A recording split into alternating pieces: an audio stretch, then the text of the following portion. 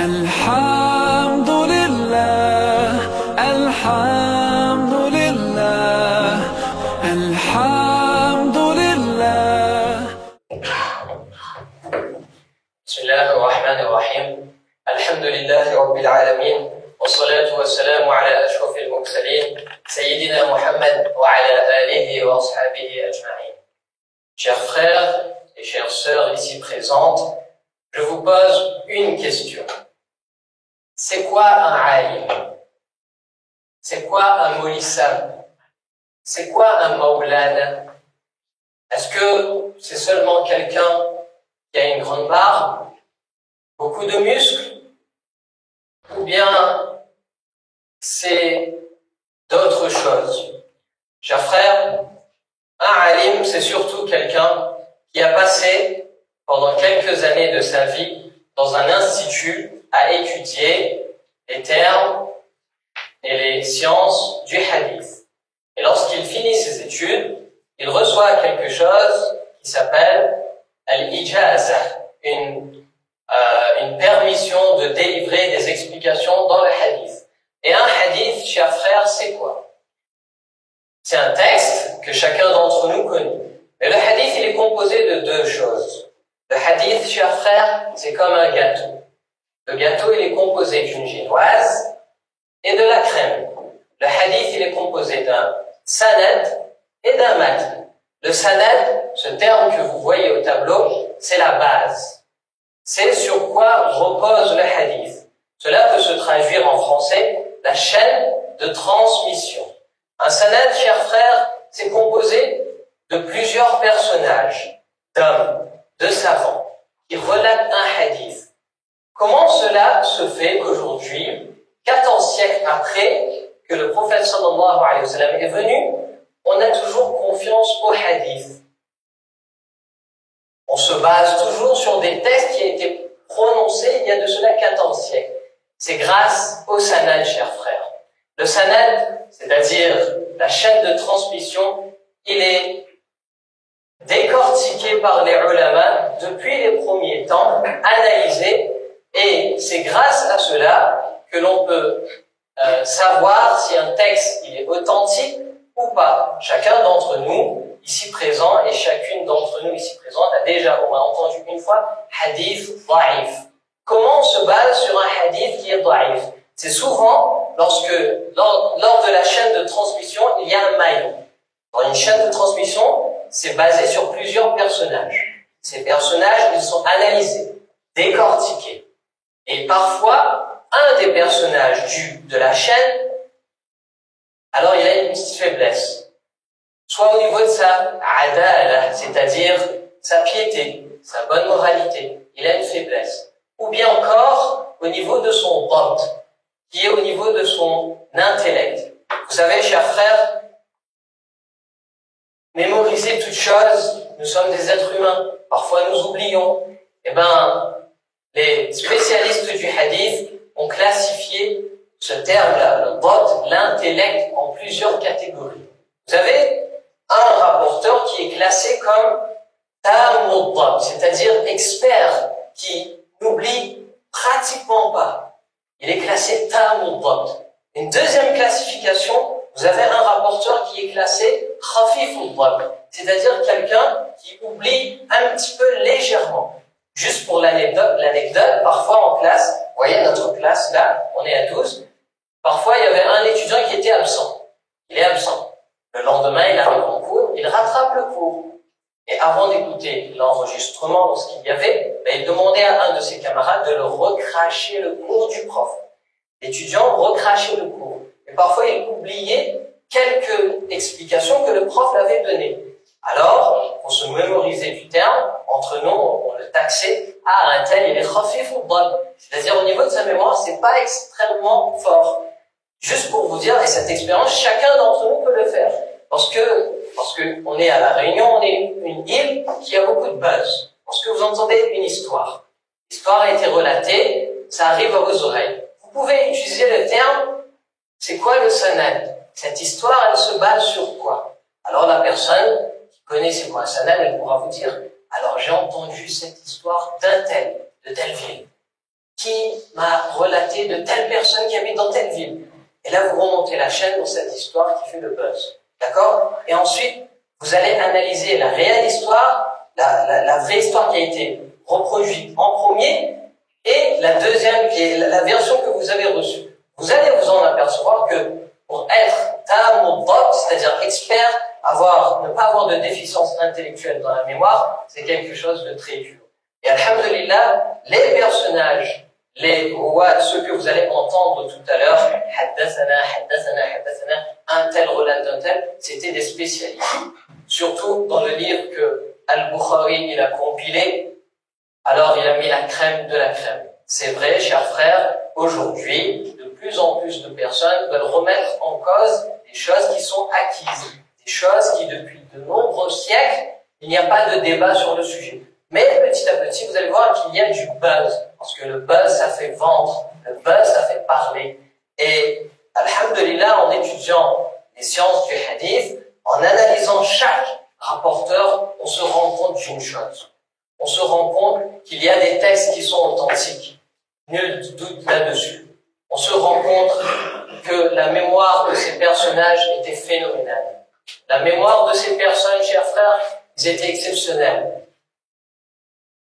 Ça nous surprend aujourd'hui, nous qui vivons dans une ère où on a les capacités, l'accessibilité à l'information, à la technologie, mais eux, chers frères, leur mémoire, c'était quelque chose qui, en analysant, ne croyez pas, chers frères, qu'on fait une confiance aveugle. Non, chers frères, il y a des sciences, il y a des livres qui ont été écrits sur chaque rapporteur, ce qu'on appelle ilm al-jarh wa al-ta'dil. La science qui permet de distinguer si tel rapporteur, il est authentique, fiable, ou il a une petite fiabilité, il a une petite, un petit manquement dans sa mémoire. Il y a des ouvrages qui ont été écrits là-dessus, et bi'idhnillah, cela fait qu'on peut étudier jusqu'à maintenant.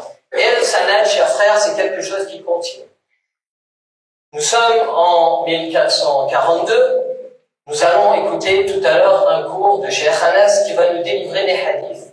Lui-même, alors on dit Cheikh Anas, mais Cheikh Othman c'était pareil il y a quelques années. Cheikh Anas, il a écouté ces hadiths de son professeur en 1413. C'est bien ça? 1413, il a écouté ces hadiths de son professeur.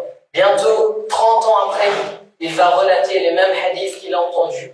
Et etc. Son professeur en Inde a entendu d'un autre professeur qui lui-même en Inde, et la chaîne remonte au monde jusqu'à arriver à Al-Bukhari. C'est-à-dire que vous voyez ces deux étudiants, entre eux et Al-Bukhari, il y a 23 maillons.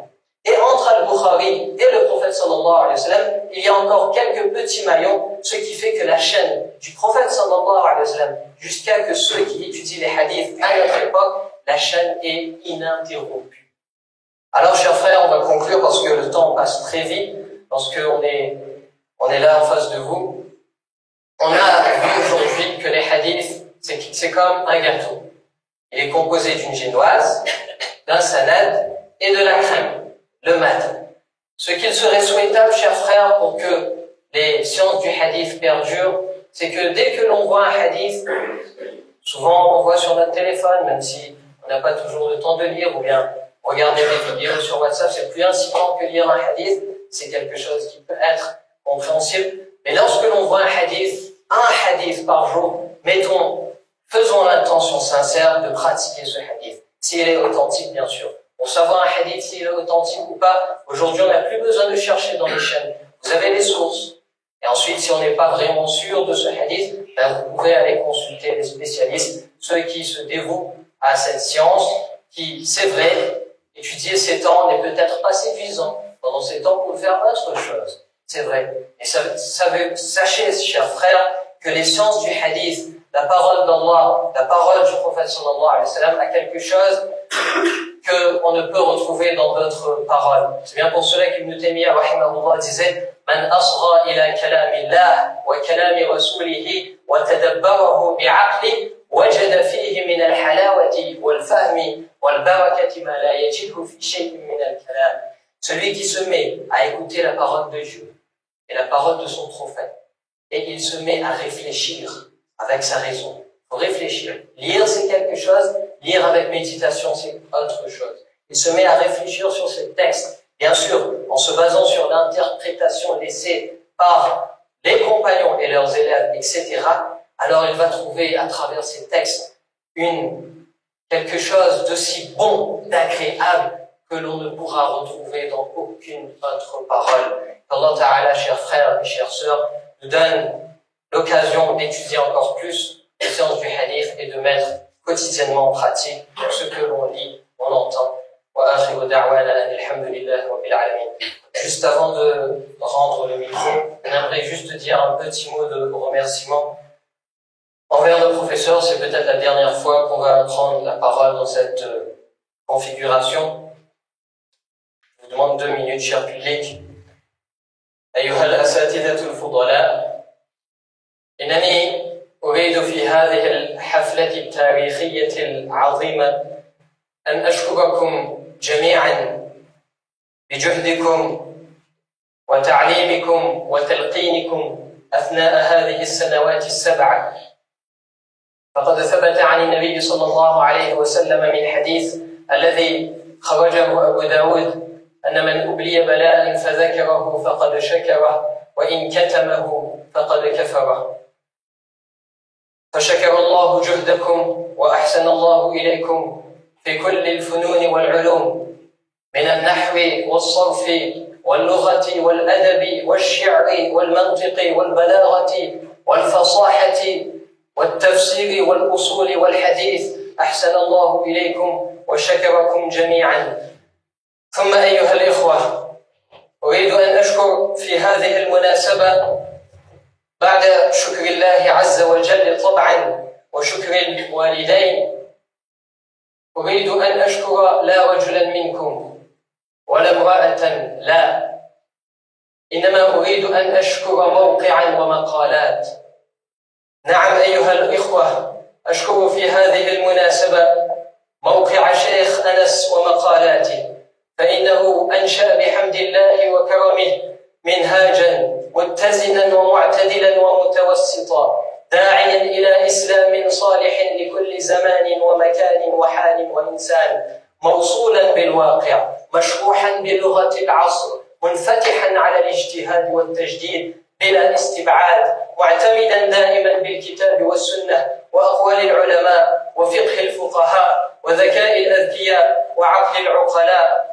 فعلى سبيل المثال، إذا بحثت في مجال الصحوة والدعوة والحركة وجدت نبعا منبجس، وإذا بحثت في مجال المسائل الكلامية والعقيدة الصحيحة وجدت فيضا فياضا، وإذا بحثت في مجال الروحانية السنية السليمة التهانوية وجدت مصدرا مدرارا.